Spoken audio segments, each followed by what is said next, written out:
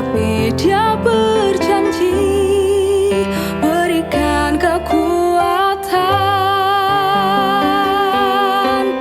Jangan pernah menyerah, jangan berputus asa. Mujizat Tuhan ada saat hati menyembah. Jangan pernah menyerah, jangan berputus asa. Mujizat Tuhan ada bagi yang setia dan percaya.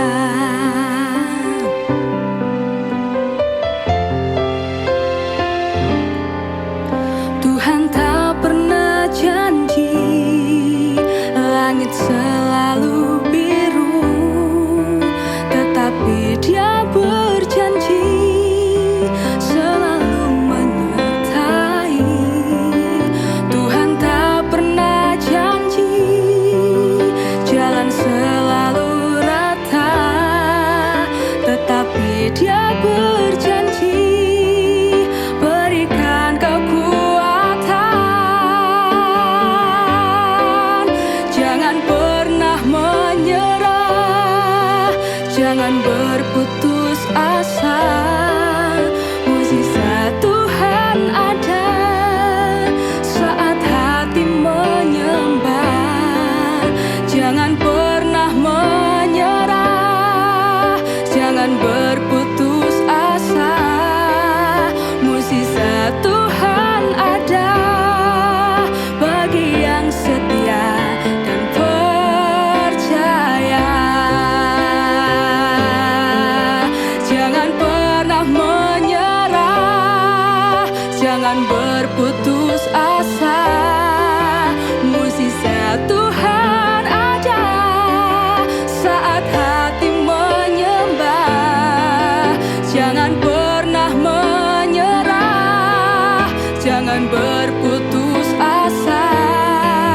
Mujizat Tuhan ada bagi yang setia dan percaya. Mujizat Tuhan ada bagi yang setia dan percaya.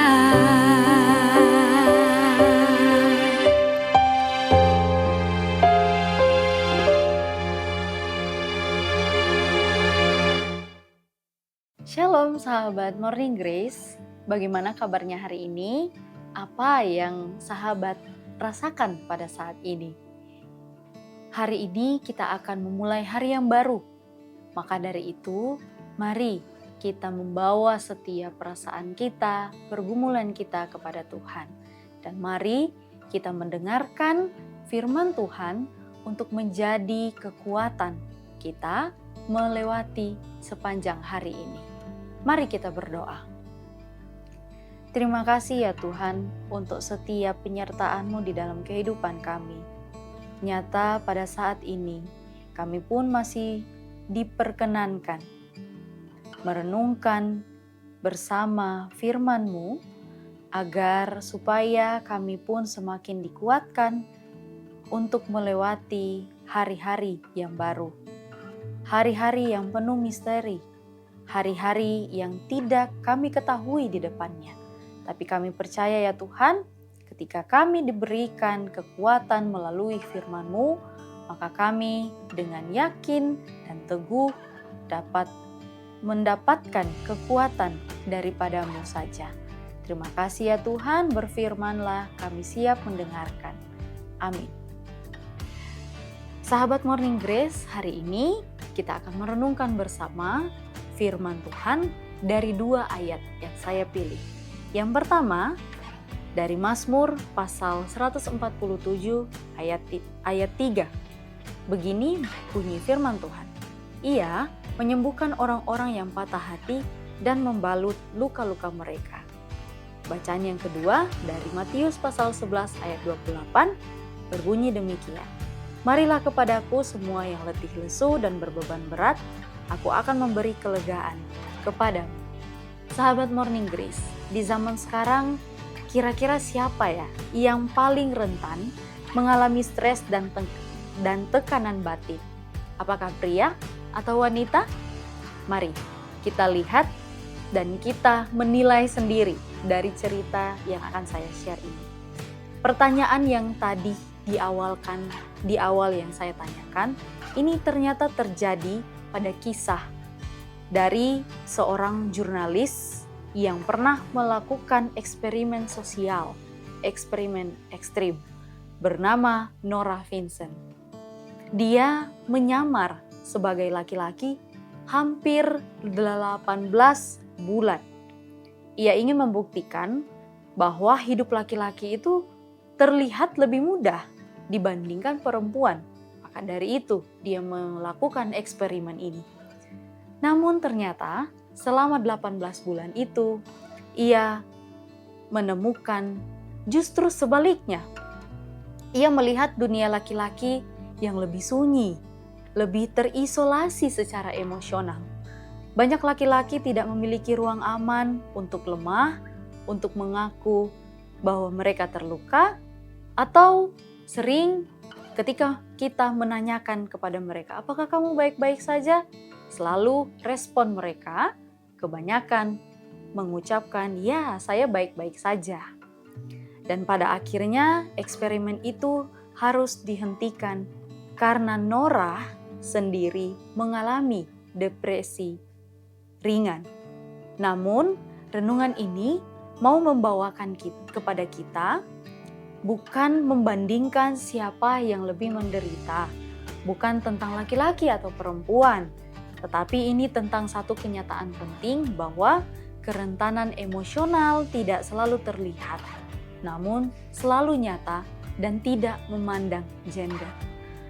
Ada laki-laki yang belajar bahwa diam lebih aman daripada mereka jujur. Ada perempuan yang terbiasa menjadi penopang, tetapi jarang untuk ditopang. Ada juga yang terlihat kuat, tapi diam-diam ternyata dia lelah. Dan seringkali luka batin tidak pernah benar-benar atau tidak pernah serius untuk dibicarakan secara dekat.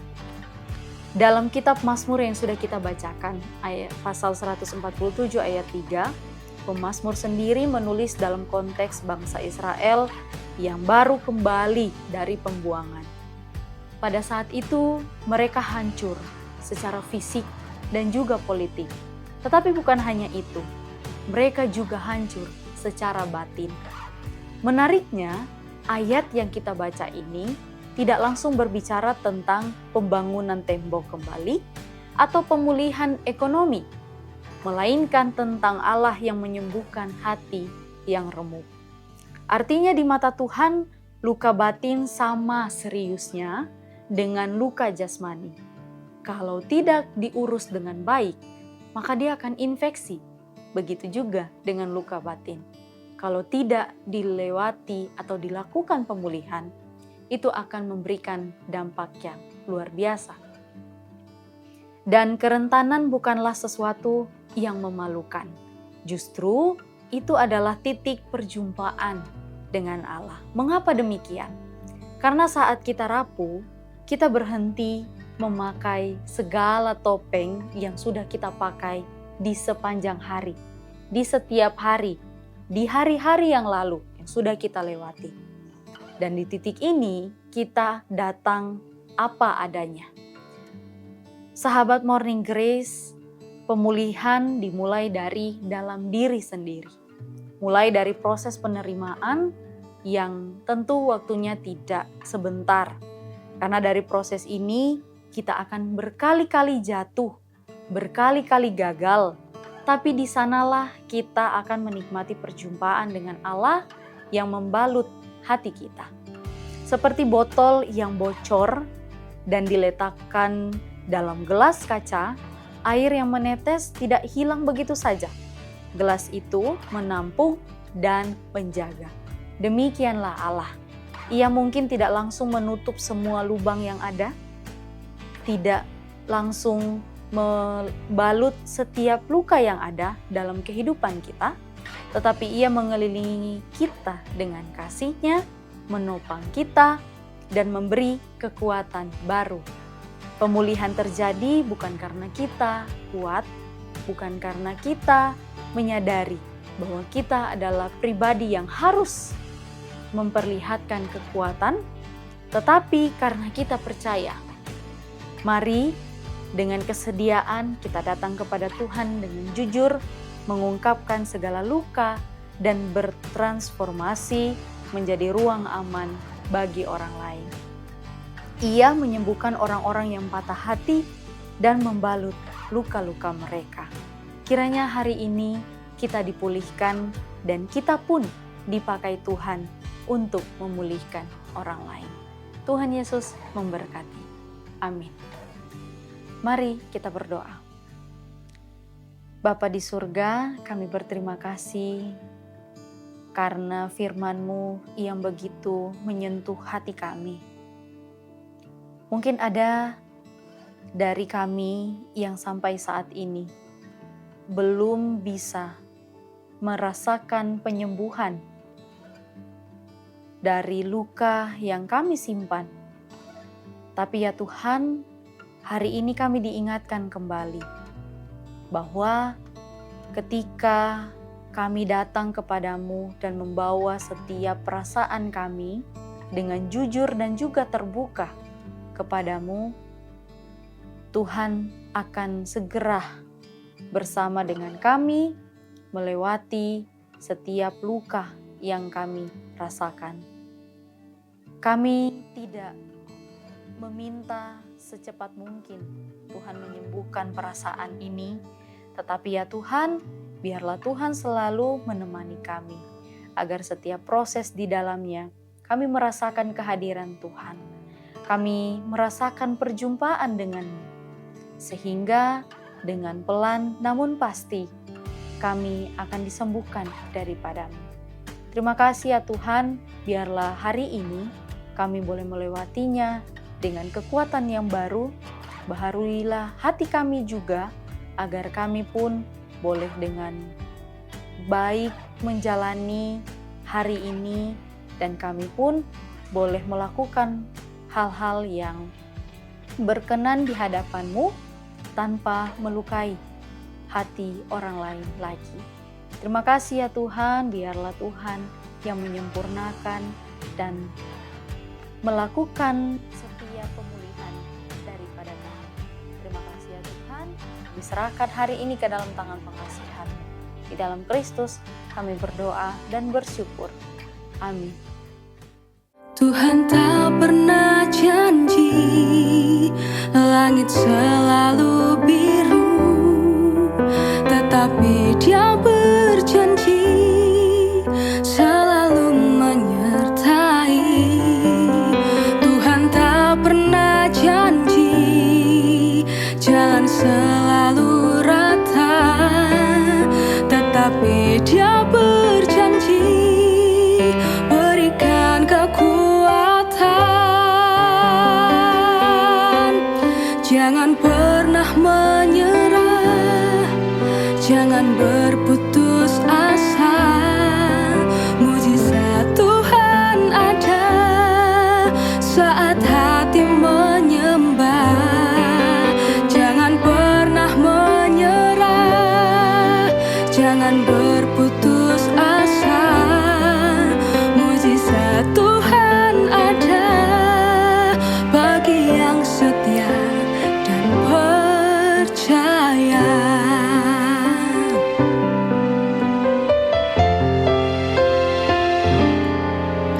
Tuhan tak pernah janji langit selalu biru, tetapi Dia berjanji selalu menyertai.